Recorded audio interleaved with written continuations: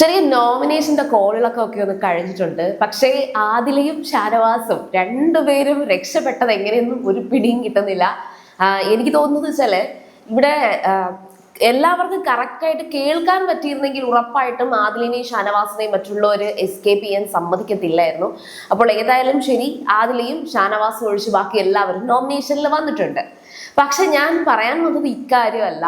എനിക്ക് ശരിക്കും ഇന്നത്തെ ആ ഒരു ലൈവില് അനുമോളോട് ഭയങ്കര റെസ്പെക്ട് തോന്നി. കാരണമുണ്ട്, ഈ പുറത്ത് നടക്കുന്ന കാര്യങ്ങൾ അനുമോൾ അറിയുന്നുണ്ടോ ഇല്ലയോ എന്ന് വരെ സംശയം തോന്നുന്ന തരത്തില് നമുക്കൊരു അതിശയം തോന്നും. ഇപ്പൊ ലക്ഷ്മി സ്ഥിരമായിട്ട് പറഞ്ഞൊരു കാര്യം എന്ന് വെച്ചാല് അനുമോള് പ്രത്യേകിച്ച് ബുദ്ധി ഉപയോഗിക്കാൻ കഷ്ടപ്പെടാറില്ല. ആലോചിച്ച് ഒരു കാര്യം എടുക്കുന്നതിനകത്ത് അനുമോള് വീക്കാണ്. അതുകൊണ്ട് തന്നെ പല നോമിനേഷൻ വരുമ്പോഴും അനുമോൾ അത് അസാധുവാക്കാറുണ്ടെന്ന് പറയും. ഇടയ്ക്കൊക്കെ എനിക്കും തോന്നിയിട്ടുണ്ട്. പക്ഷെ ചിലപ്പോഴൊക്കെ വളരെ ശക്തമായ രീതിയിൽ തന്നെ ആയിരിക്കും നോമിനേഷനിൽ അനുമോള് ഓരോ പേരുകൾ സജസ്റ്റ് ചെയ്യുന്നത്. അത് ഇനി ഓപ്പൺ നോമിനേഷൻ ആണെങ്കിൽ വളരെ പെർഫെക്റ്റ് ആയിട്ട് ആലോചിച്ച് തന്നെ അനുമോൾ അത് ചെയ്യുന്നത് ഞാൻ കണ്ടിട്ടുണ്ട്. പക്ഷെ ഇന്നത്തെ ദിവസം അതൊന്നും ആയിരുന്നില്ല. ഇന്നത്തെ ദിവസം മറ്റുള്ളവരെയൊക്കെ മൈൻഡ് ചെയ്യാതെ മാറി ഒരിടത്ത് വന്നിരുന്നിട്ടാണ് അനുമോൾ നോമിനേഷന് വേണ്ടിയിട്ട് പേരുകൾ പറഞ്ഞത്.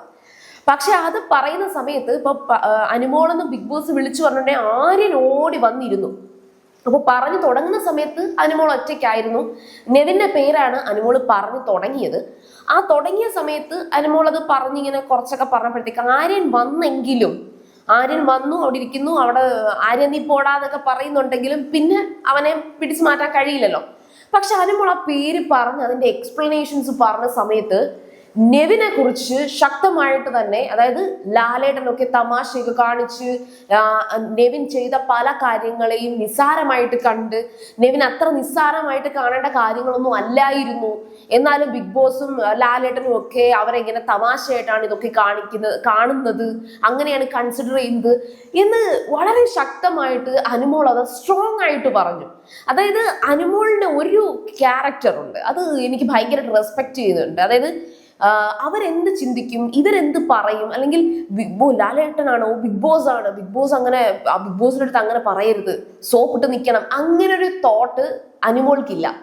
എന്നാൽ ഒട്ടും റെസ്പെക്റ്റ് ഇല്ലാതെ അല്ല ലാലേട്ടന്റെ മുന്നിൽ അനുമോൾ നിൽക്കാറുള്ളത്.